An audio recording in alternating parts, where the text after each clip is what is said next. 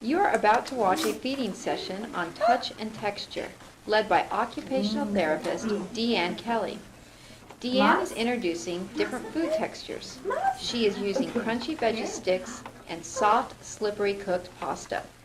She introduces this through play and encouraging imitation. Most of these little kiddos, though, go for the crunchy. They're very tactily defensive. So that soft is a little bit more challenging. It is. It's more challenging, and they've already kind of learned that it's yucky, so if I put it amongst the other things, it might give them a chance just to touch it and find out it's not so bad after all. I'll reintroduce it each time so that it's there again. They get used to it. But they're not eating the soft. That takes a lot longer. It does, and it's just holding it in their hands. It takes a lot more control to pick it up. It's gooey when you first touch it, so the first instinct is to drop it down before they even get it to their mouth.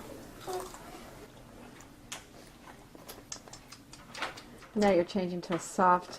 Going back and forth and just kind of playing with all the food so that they, now that they're calm and more quiet and settled, they might be able to approach the differences a little easier than when it first was put down.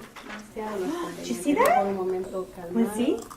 Roll, roll, roll, roll. And then playing with the food so it's not so scary. And just what it can do. And then maybe after playing with Play-Doh and rolling Play-Doh or rolling other things that you can touch so they can relate to that. Look at that. And sometimes they need to watch from afar, but they're still watching, so you know they're getting something. With the But he's doing it from the safety of his mom. Exactly, but he's still touching and exploring, and that's pretty good. You want Mom? Ah.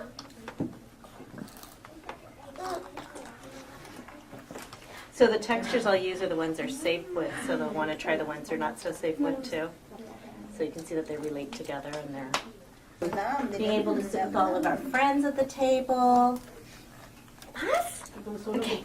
They really just am trying to make it a playtime, because that's what feeding is in the beginning. When kids are learning to eat, they're playing in it. That's how they're learning about it. Bing, bing, bing, bing, bing. Ah! Turn up. Bravo! Bravo! And this one, I will work on teaching him not to stuff. So there's individual things they're all doing that I would like to see them do different. Oh, good job! But like for him, he's now picking it up and playing with it, where he was throwing it in the beginning. So that to me is a successful feeding time. Just picking it up and holding it. That's step one. That's step one. And then hopefully next time it'll go into his mouth or he'll keep exploring it. Oh, and now this is successful because he got out of Mom's lap. So just to get out of Mom's lap and join us at the table is huge right now. So each one of them is going to have a different success in this.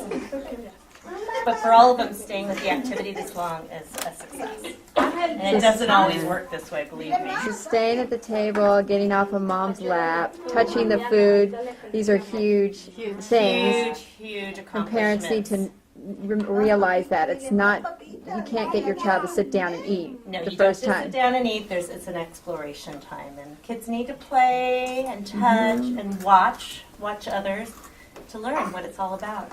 So that's a good thing to do with kids too. Sometimes before eating, do something really sensory-based with them. Big gross motor activities and maybe some more sensory finger activities, and then eating. And I think the biggest thing is to kind of look around your surroundings. Is it overstimulating with lights? Is it overstimulating with sounds? The more the sensory components more relaxed, the easier it is to get their nervous systems relaxed so that they can explore what's put in front of them. Okay. And that's a really huge thing. And then you focus on them versus trying to eat your own meal. Exactly. And I think eating with them is important, to do it at the same time. Not to just watch them, but to be part of it so they can go, oh, she's putting it in her mouth, she's playing with it, I'm going to do the same. So it must be okay. So demonstrating by myself doing it at the same time. You're all done? ¿Se acabó? ¿Se acabó? ¿O quieres más? ¿Se acabó? And even just learning how to sit in relationship to someone else, having someone touch you is huge, and that's our dinner table as a family. And so I think that's an important thing sitting like this, is that they're learning about relationships with others, not only themselves with the food.